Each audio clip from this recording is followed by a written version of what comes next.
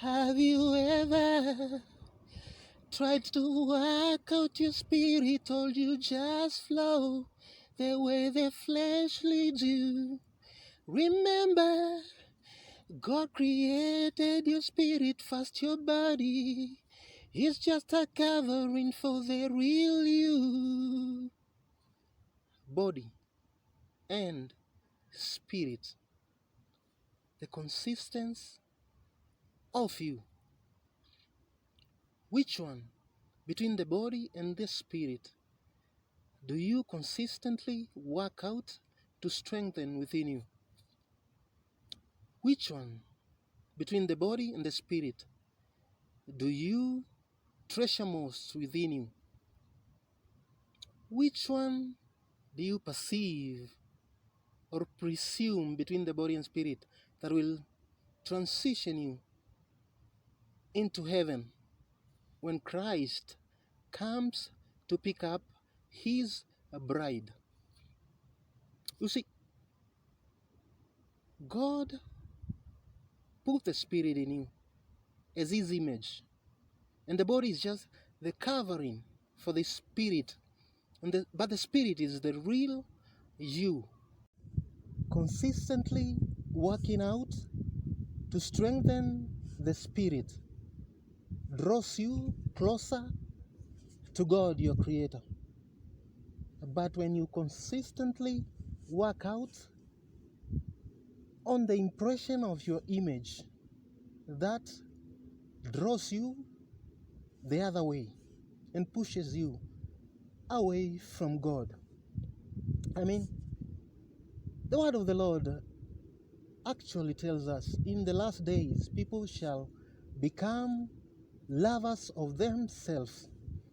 And as this word is becoming fulfilled, the devil is taking that advantage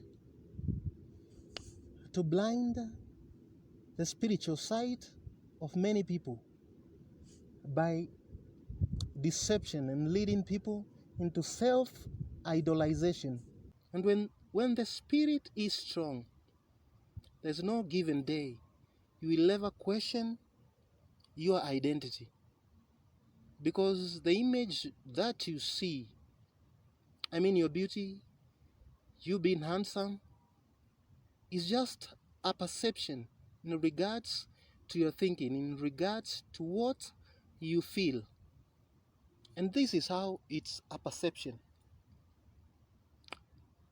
When you look at the mirror every day, what you see will depend on how your mood is that day.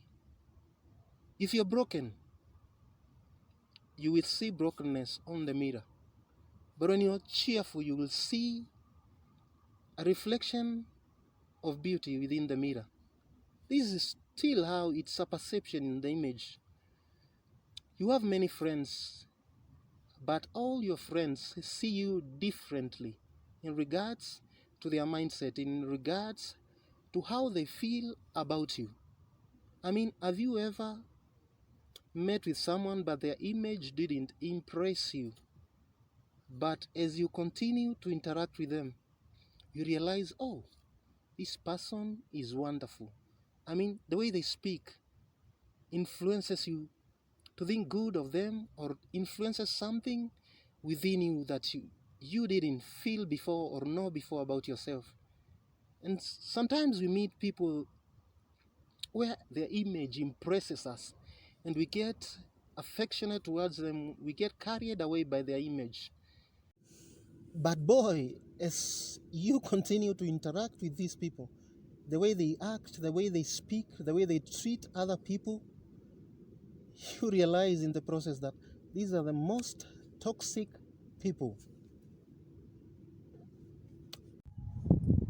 Apart from our image, our appearance, and what we do for a living, God has actually invested so much input in each and every one of us for the influence, transformation, and molding of a better world, a better society for everyone to live in, and for the coexistence with other people and animals as well. But once you ignore nurturing and strengthening the spirit through the word of God and focus too much on perfecting your image, whereas we know that no one is perfect, that's how the desires of the flesh are born. And that's why there is too much moral decay in society to date. God tells us that we should never bow before any other God and we should never worship idols.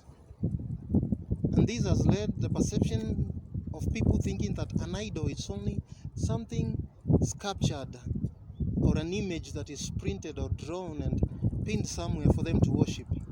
But the new idol in this generation is self-worship, self-idolization. And the devil has taken this advantage through technology to blind the spiritual vision of many. Because, it's not easy to fathom that